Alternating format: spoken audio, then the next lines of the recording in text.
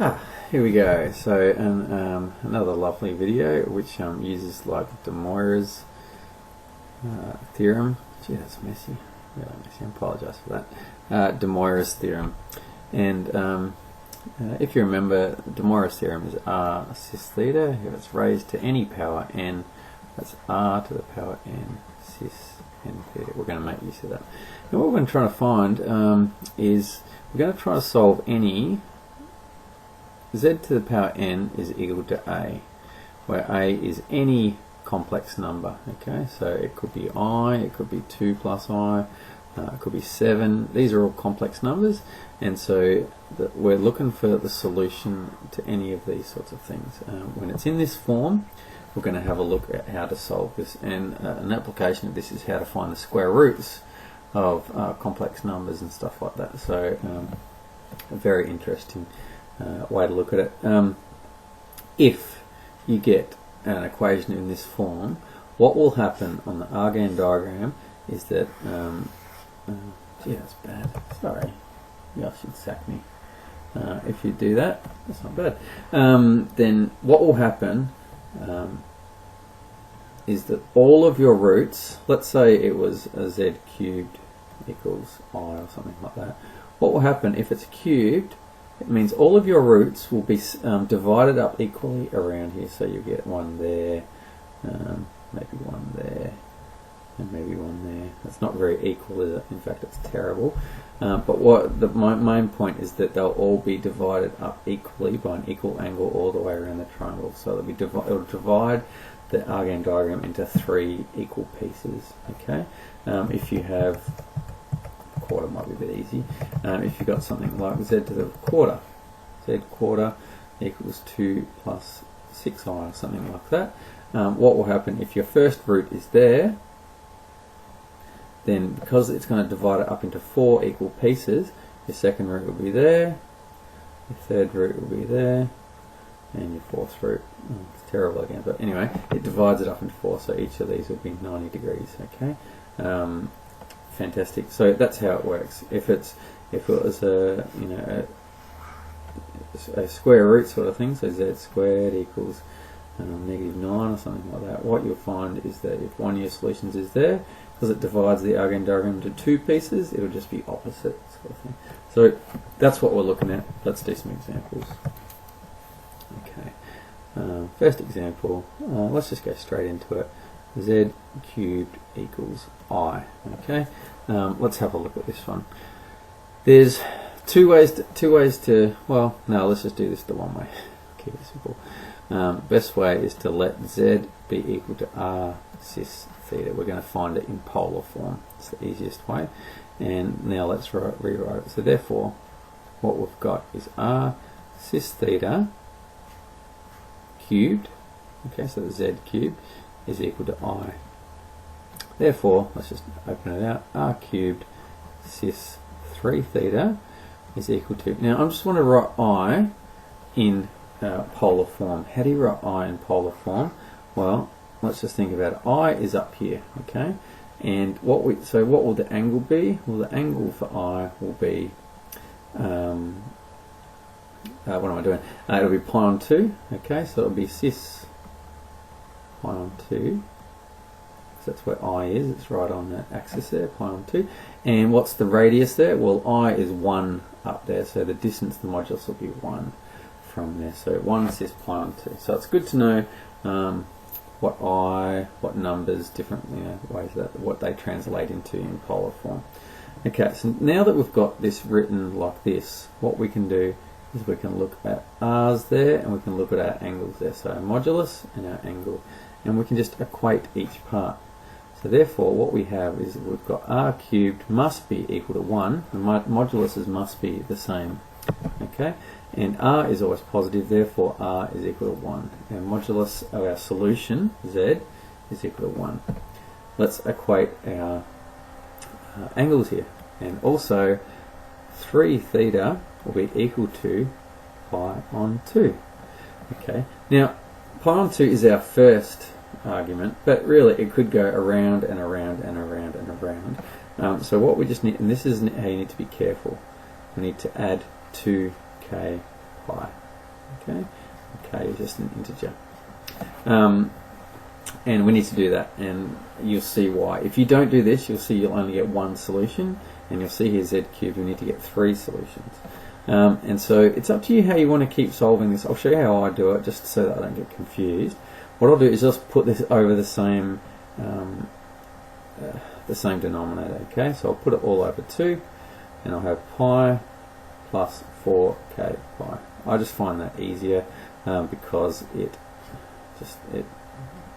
this just feels, I don't make mistakes when I do this. If I don't do that, I make mistakes. Okay, so I've got 3 theta is equal to all of this. Okay, therefore theta is equal to, divide by 3, we get pi 4k plus 1 over 2. We're dividing by 3, so we get 6 there. Okay, so that's what my theta is equal to. Now let's just look at different values of k. If k is equal to 0, what do we get? If k is equal to 0, 0 plus 1, we get pi over 6. Okay, remember we're looking for values between negative pi and positive pi. So we've got pi on 6 at the moment. What happens if we do k is equal to 1? What do we get? We get 4 plus 1. We get, sorry, my brain just went. 4 plus 1, 5 pi over 6. Is that within our tolerable argument? Yes, it is. So that's a tick. So that's fine. That's a tick there. Let's try k is equal to 2. K is equal to 2, we get 8 plus 1, so that'll be 9 pi over 6. No, that is too big, it's gone past pi, so that is not a solution. And so let's go backwards, let's try k is equal to negative 1. And what happens when k is equal to negative 1? Negative 4 plus 1, negative 3 pi over 6, or negative pi over 2. Okay, and again, that is in our range. If we want k is equal to negative 2, that would go too far back this way, so it goes back past negative pi. So there are 3 solutions. So therefore, what are our 3 solutions? We have, now remember r, we've got r cis theta, so we've got 1, so z is equal to cis pi on 6 is our first solution. I'll just say 1, 2 and 3, there are 3 solutions. z2 is cis 5 pi on 6. And the third solution, cis negative pi on 2. There are 3 solutions, and they're all modulus 1, so there's 1 sitting in front of here, but we don't bother writing those, obviously. Okay, so there are 3 solutions, and there you go. And what you'll notice is if we put them, and I'll just quickly do it here, quickly do an Argand diagram, where are these things? Cis pi on 6, so that's roughly there. Okay. Cis pi on 6, cis 5 pi on 6 is there, okay, and cis negative pi on 2 is there, okay. So, and you'll see that all of those are equal distance apart from each other. They divide the circle into 3 pieces, and they all have the same modulus there. So there we go. That's how you do a cube root. Okay, so let's quickly do a square root. When I say quickly, I don't mean quickly.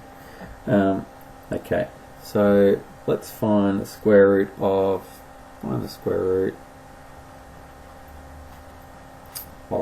say 1 plus root 3i. Okay, now there's 2 ways to do it. I'll do it 2 ways. I don't know if I'll fit this on the page. These problems take a lot.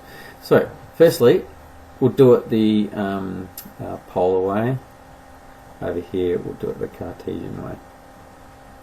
See if I can fit it all in. Polar way. Let's convert this guy into a polar form. R is equal to the square root of 1 squared plus root 3 squared, and that's 2. And tan theta is equal to root 3 over 1, so that's root 3, which implies that theta will be, just a quick little sketch here, root 3 will be up here at pi on 3, and we're in the first quadrant because both 1 and root 3 are positive, and so that therefore we've got pi over 3. So therefore what we're trying to solve is the equation we want. Z squared is equal to 2 cis pi on 3. Okay, so what do? We let Z be r cis theta. therefore z squared, we've got r squared cis 2 theta is equal to 2 cis pi over 3. I'm going to run out of space. Therefore, equate the modulus. Therefore, r squared is equal to 2, which means r equals a root 2. R0 is positive. And also, we have 2 theta is equal to pi over 3 plus 2k pi. I'll just write them over the same like I did before. Pi plus, if we write it all over 3, just multiply that by 3, 6k pi. And therefore, theta is equal to, take the pi out the front, and we've got 6k plus 1 over 6. Okay, and what do we get? Let's have a look. If k, oh, see, I've just crunched it up a bit too much. K is equal to 0. What happens when k is equal to 0? Then you get pi over 6. And if you get, so pi over 6, where is the other one going to come from? I know that if I go k is equal to 1, that's going to push it over the top. If k is equal to 1, you get 6 plus 1, 7. Pi and 6 is too big. So I know that I'm looking for k is equal to negative 1. And that'll be negative 6 plus 5, that's negative 5 pi over 6. So there's my 2. And so therefore, my two solutions are z1 is equal to, my first square root will be equal to, what was the modulus again? I've lost it. Root 2. Root 2 cis pi over 6. Second solution, z2 equals root 2 cis negative, I did fit it in, there you go, over 6. Okay, there you go, there's the solutions. Now, I'll just check, see how much time I've got left. I might have to, I reckon I can finish it. Let's go, here we go. The other way to do it is using the Cartesian. So what you do, what we're trying to solve is z squared is equal to 1 plus root 3i. What we're going to do is let z be equal to x plus yi. Let's just plug that in and equate coefficients and go. Okay, so therefore, x plus yi squared equals 1 plus root 3i. Therefore, expand this out, you get x squared plus 2xyi plus y squared I squared equals 1 plus root 3i. And just to simplify that, we've got x squared. Now this will be negative y squared because we've got that I squared there, plus 2xyi equals 1 plus root 3i, and I'll stop there. From here, you always get that as being the real part when you do this, and you always get that as being the imaginary part. So you don't actually need to do any of this work here when you're doing this, because you will just know that. And so what you get, if you equate the real and coefficient, you'll always get x squared minus y squared being equal to the real part here, and you'll always get 2xy being equal to the imaginary part, root 3 there. And I'm not going to do it, but all you do is you do simultaneous equations. To solve this, I would do it on my CAS calculator. I could not be bothered, that's going to be a little bit messy. But put that into your CAS calculator and you'll get x equals something, y equals something. Hang on, I did it because when I was preparing for this video. So you solve those two equations and it spits out these values and you get your answer. Get your answer for x, your answer for y, and then you write z equals, whatever it was, root 6 over 2 minus root 2 over 2i, and the other one, z2 equals blah blah blah. And so you get the answer in rectangular form because you did it Cartesian. So they're the two ways you can do it, either in polar form like this or in Cartesian form. And that's how you find square roots. A little bit messy, but that's how you do it.